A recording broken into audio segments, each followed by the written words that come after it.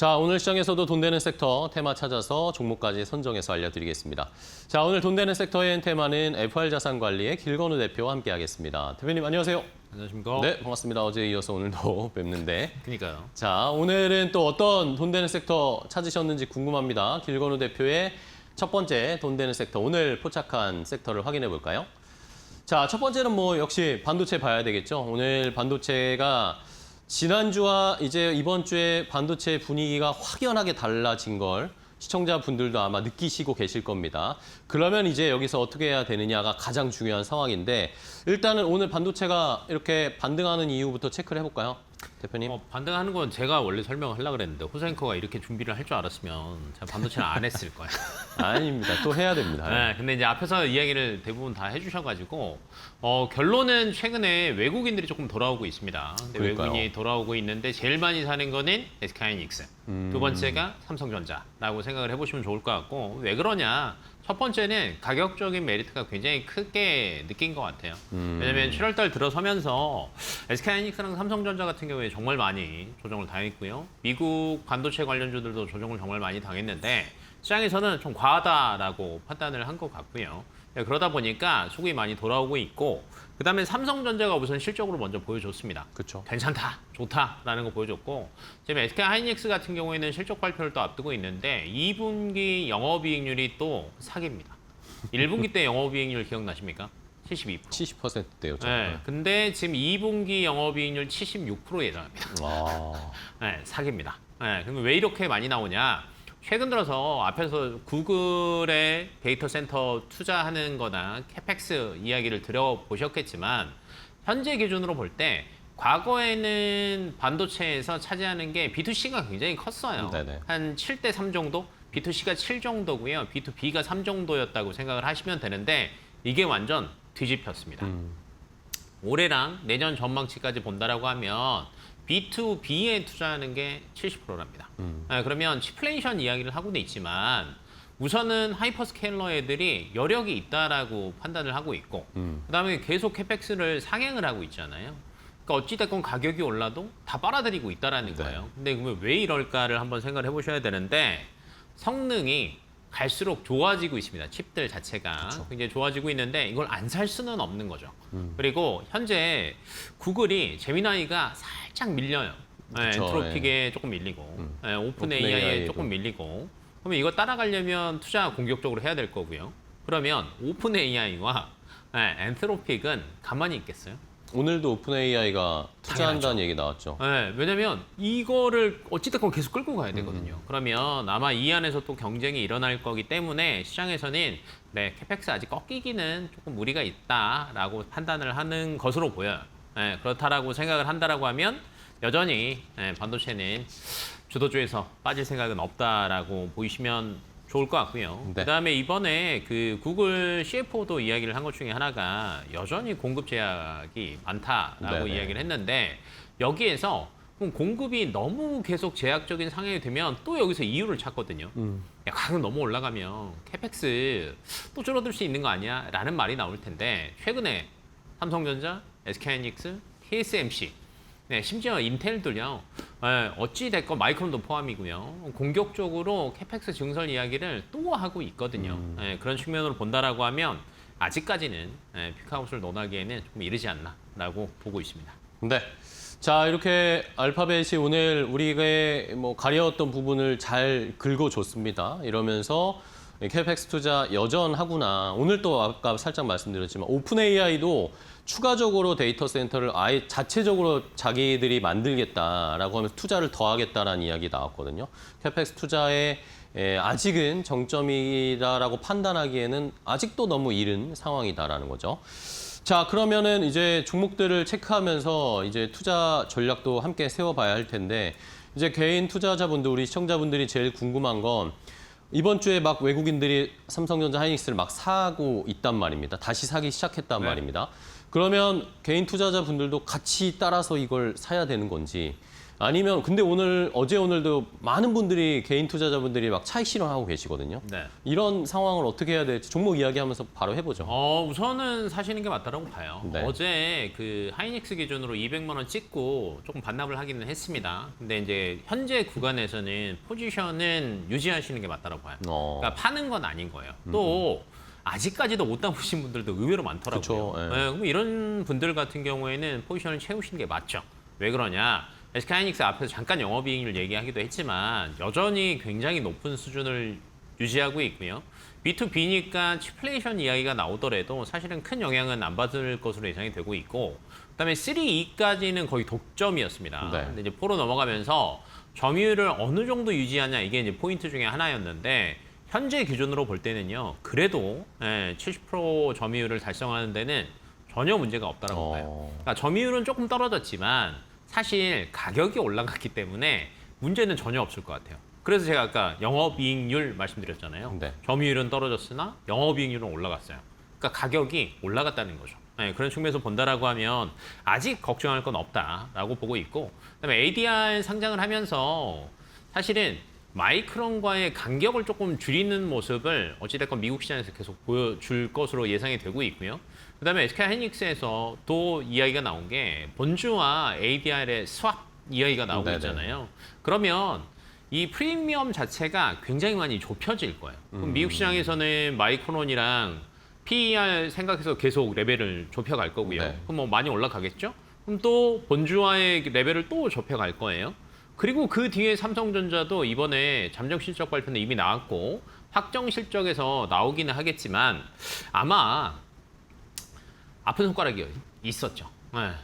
위탁 생산. 네. 근데 파운드리. 이쪽에서도 파운드리 쪽에서도 사실은 흑자 전환했다라는 게 거의 기정사실화 되고 있거든요. 그렇다라고 하면 순차적으로 다 따라갈 거예요. 그러면 투톱은 현재 유지 또는 신규 매수 들어가시는 것도 나쁘지 않을 것으로 예상이 되고 있고, 그럼 이제 다른 종목들 뭐 볼 거냐라는 게 있는데, 우선은 명확하게 숫자가 찍히는 걸 저는 먼저 보시는 걸 맞다라고 봅니다. 네네. 그러면 이제 숫자가 찍히는 대표적인 종목 중에 하나가 저는 한미반도체라고 생각은 해요.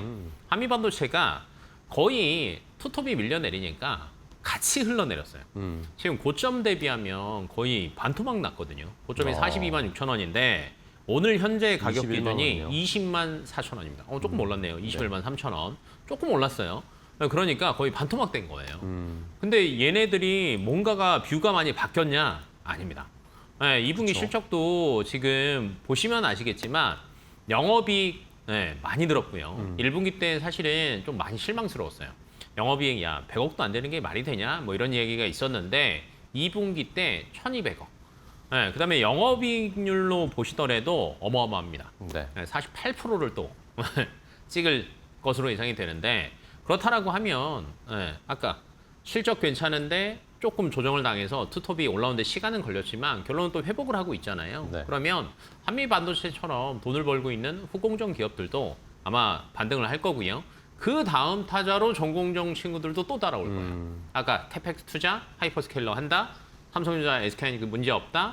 근데 얘네들도 TSMC까지 증선한다. 또 전공정이거든요. 그래서 현재 구간에서는 투톱, 소부장. 근데 소부장 같은 경우에는 후공정, 전공정, 소재 부품. 이 순서대로 조금 담아두신다라고 하면 이제까지 좀 반도체에서 조금 실망하셨던 개인분들이 그래도 이제 위안이 되지 않을까 싶습니다. 네, 알겠습니다. 자, 반도체에 대한 전략을 전체적으로 짜 주셨어요. 지금 이렇게 오를 때 그냥 시장 불안하니까 수익 실현 해버려야지라고 하시는 분들 많으신데, 다시 외국인들이 들어오기 시작하는 이 흐름을 잘 체크하셔서 반도체에서 또 한 번의 수익을 기대해 보도록 하겠습니다. 자, 첫 번째 돈 되는 섹터 반도체를 점검을 해봤고요. 다음 두 번째 돈 되는 섹터 어떤 걸 주셨을까요? 두 번째는 정유주를 주셨네요. 자, 정유주는 지금 어쨌든 이란 전쟁이 계속 끝나지를 않고 있고 유가도 다시 튀어올랐고 이런 취지에서 봐야 되는 건지 아니면은 또 다른 모멘텀이 있는 건지 어떻게 보세요, 대표님? 방금 또 얘기 다 했네요. 해결되지 않았다. 라는 관점으로 전쟁, 네. 보시는 게 좋을 것 같고, 그러면 이게 빨리 해결될 거냐? 잖아요. 좀 걸리지 않을까? 안 될 것 같아요. 예, 잘. 왜냐면 우선 손을 잡았었단 말이에요. 놨잖아요. 근데 또 다시 잡는다? 쉽지 않을 거예요. 그쵸. 근데 여기에 미군도 죽었어요. 그렇죠. 네, 그러면 지금 연말에 중간 선거를 앞두고 있는데 여기서 뭐 얼레벌레 저희가 흔히 얘기하는 말로 야 그래도 그냥 서로 좋자고 화해하자 못합니다.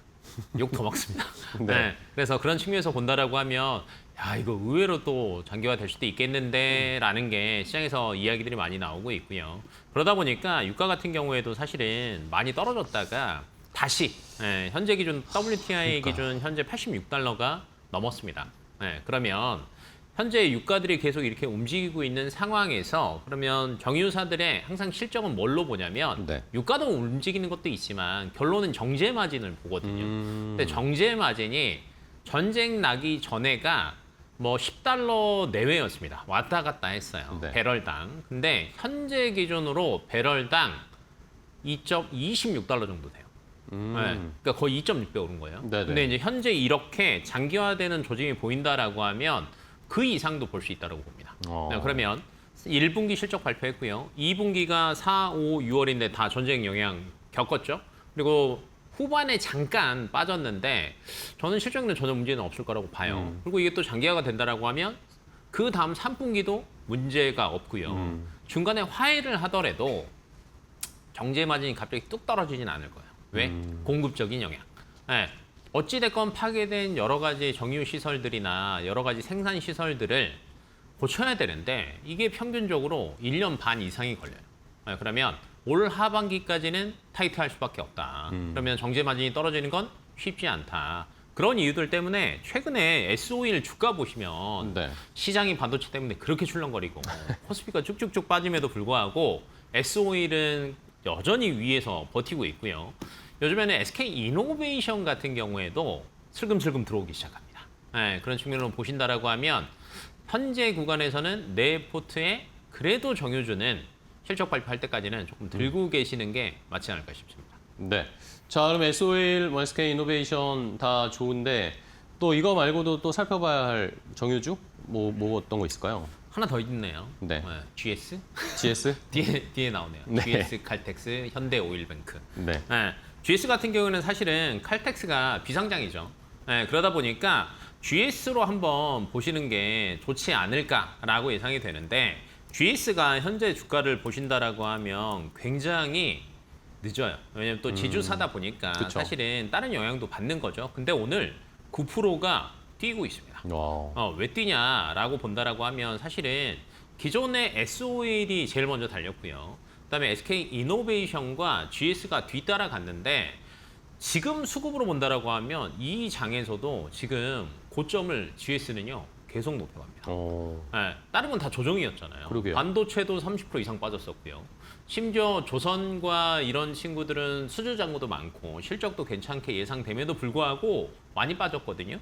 GS가 지금 고점이 거의 91,900원이었는데 지금 이거 또 올렸어요. 92,200원. 계속 올리고 있습니다. 그러면 여기에서 왜 이렇게 올라가냐를 저희가 한번 계산을 해봐야 되는데 실적이요 크게 빠질 게 전혀 없습니다. 현재 구간에서는. 그러다 보니까 좀 안전하게 갈 수 있지 않을까. 또 플러스 알파 정유 3사 중에서는 밸류 부담이 제일 낮다. 라는 이야기들이 많이 나오면서 조금 부각을 받고 있다라고 생각을 하시면 좋을 것 같고요. 다만 GS는 고점을 많이 올렸어요. 네. 그러면 가격적인 메리트로 본다라고 하면 그래도 SK이노베이션과 S-오일이 조금 제일 셀 수도 있어요. 그래서 현재 구간에서는 GS는 이미 많이 올랐기 때문에 이 두 종목을 보시는 게 저는 개인적으로는 수익률적인 측면에서 좋지 않을까 싶습니다. 네, 알겠습니다.